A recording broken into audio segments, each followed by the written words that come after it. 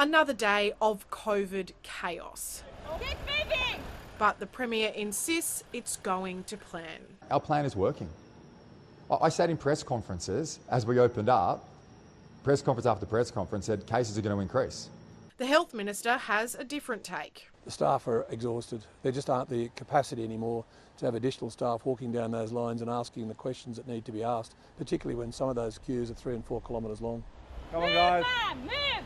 Both blamed the lines and delays on the Sunshine State and its requirement for travellers to get a negative COVID test in the 72 hours before they arrive. So I'm, just as many people are in New South Wales, exhausted and had it with some of the actions that have been taken by the Queensland Premier.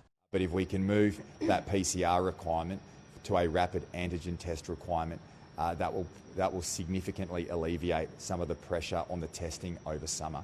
Today, Queensland stood firm there won't be any changes to entry tests before the new year. That we are currently looking at whether we can move to the rapid antigen tests from the 1st of January. But we've also got to make sure there's adequate supply. London resident Julie Purcell was heading home to Queensland for Christmas, but she's stuck in New South Wales because her results didn't come back in time. She's now paid for a private test and hopes it will meet the deadline. I travel quite a bit in Europe and you have to do testing quite frequently there, but it's these wait times which I've never experienced, and being hit with pre-72 hour tests that take 100 hours, it's definitely something that's not expected. I definitely didn't expect that. The opposition says political blame shifting won't fix the testing chaos. It's absolutely critical that the name calling stop and the leadership starts.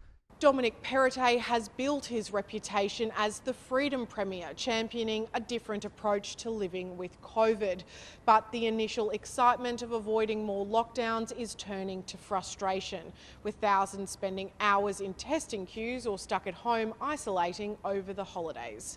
Kathleen, Calderwood, ABC News, Sydney.